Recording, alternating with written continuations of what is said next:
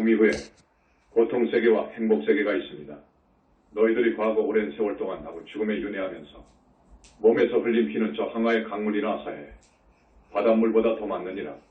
너희들이 과거 오랜 세월 동안 살아오면서 도적에게 혹은 남에게 해침을 당해 몸이 잘렸었나니 그 피는 헤아릴 수없이 많으며 또 몸이 허물어지고 목숨이 끝난 묘지에 버려졌으니 그때 흘린 고름과 피가 헤아릴 수 없이 많으며 혹은 지옥, 축생, 아귀에 떨어져 몸이 허물어지고 목숨이 끝나면서 흘린 피도 또한 헤아릴 수 없이 많느니라. 부처님께서는 우리가 얼마나 오랜 세월 동안 극심한 고통 속에서 윤회를 반복해왔는지를 경전에서 잘 설명해주고 있습니다. 사실 죽음 이후의 세계에 대해서는 누구나 궁금하게 생각하고 있습니다.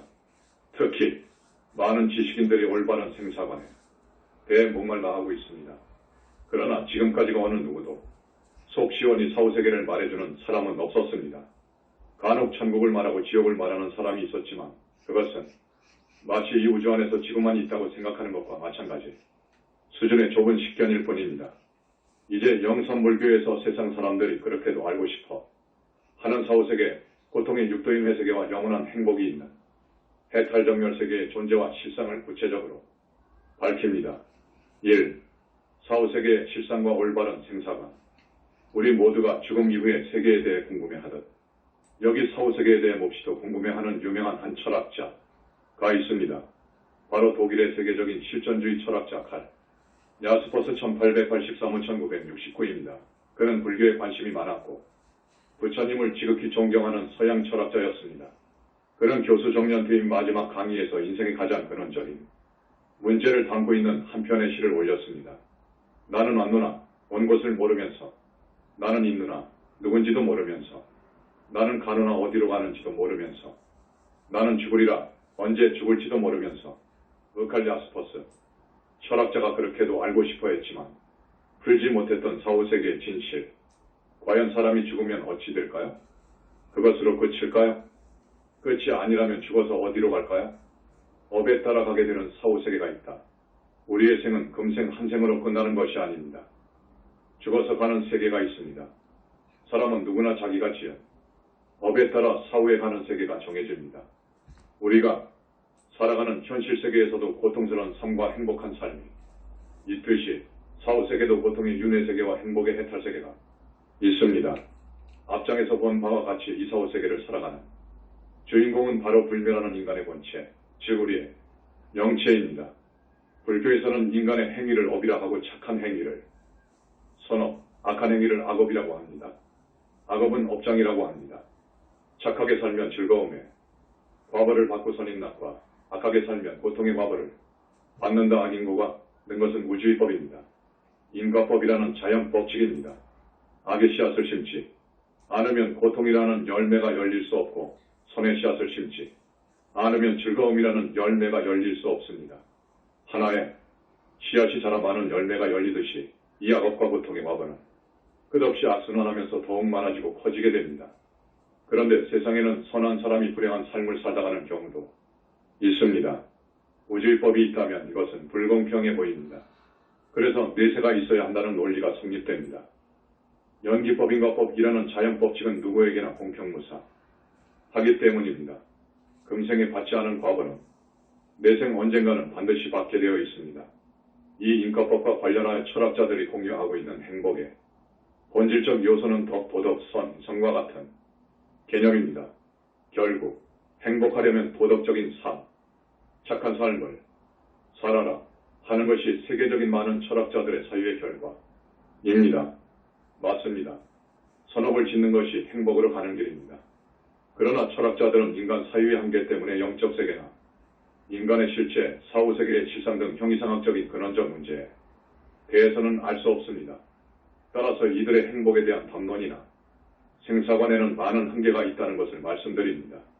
독일의 세계적인 도덕 철학자인 칸트 1724-1804도 덕과 행복이 일치해야 한다고 주장했습니다. 다시 말하면 덕에 비례하는 행복이 보장되어야 한다고 말하면서 이것을 최고선이라 했습니다.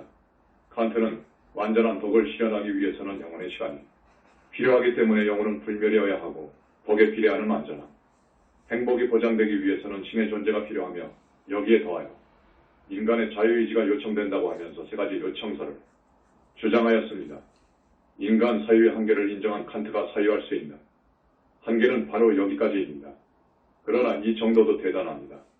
칸트가 종교적 영역으로 남겨둔 영혼 문제와 신의 문제에 대해 말씀드리겠습니다. 칸트가 요청한 불명의 영체는 엄연히 실제하고 있고 인간의 자유의지도 업의 영향을 받지만 분명히 있습니다. 그러나 덕에 비례하는 완전한 행복이 보장되기 위해서는 신의 존재가 필요하다고 요청했는데 이것만은 잘못 사유한 것입니다. 이 역할은 위에서 본 바와 같이 인과법이라는 자연 법칙에 의해 이루어지는 것이지 결코 인격적 신이 해주는 것이 아닙니다. 부처님께서는 인간이 삶,고 라는 단 하나의 단어로 통쾌하게 정의하셨습니다. 우리 중생은 업을 짓기 때문에 금생도 생로병사의 고통을 받고 내생도 사막도에서 고통받는 삶을 삽니다. 이것이 바로 육도인에 하는 중생들의 고통의 삶의 실상입니다. 물론 행복한 삶을 사는 하늘세계도 있고 해탈세계도 있습니다. 그러므로 사후세계의 존재와 실상을 명확히 알아야 올바른 생사관을 세울 수 있습니다. 영산불교에서는 사람이 죽어서 가는 사후세계인 중음세계, 육도인 회세계와 해탈세계의 존재와 실상을 분명히 밝히고 있습니다. 또한 어떻게 살고 어떠한 수행을 해야 윤회를 벗어나 행복한 해탈세계로 갈 수 있는지를 명확하게 제시하고 있습니다. 이렇게 완벽한 생사관을 정립한 것은 인류구원을 위한 크나큰 업적이라 아니할 수 없습니다. 우리가 죽어서 가는 세계를 저승이라고 합니다. 불교에서는 명부라고 합니다. 명부에는 불교인은 물론이고 타종교인도 비종교인도 옵니다. 이 명부의 심판을 담당하사는 판관이 열시왕입니다. 열시왕을 포함하여 명부를 총괄하시는 분이 지장보살님이십니다. 이러한 사실만 봐도 불교가 명부의 사법권을 가지고 있는 정법의 종교이고 우주적 진리의 종교라는 사실을 알 수 있습니다. 사람이 죽어서 가는 길은 다음과 같이 크게 5갈래로 나눌 수 있습니다. 첫째, 명부에 들어가지 못하고 무지고원의 귀신으로 떠도는 경우.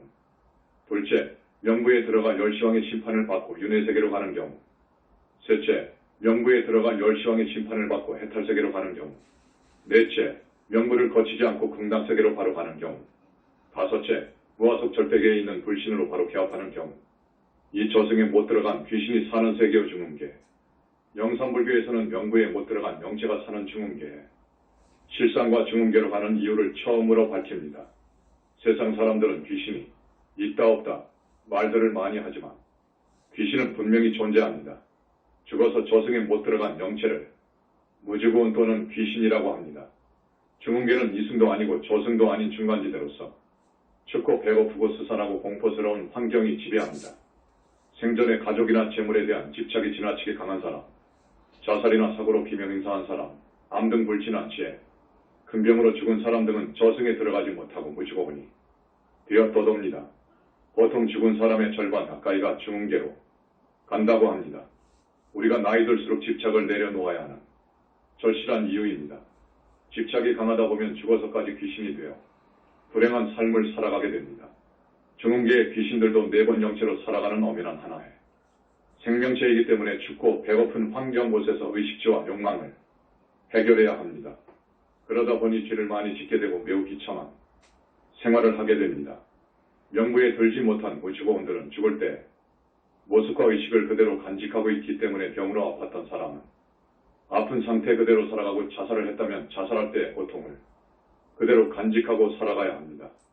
자살은 고통의 끝이 아니라 더 큰 고통의 시작이라는 것을 알아야 합니다.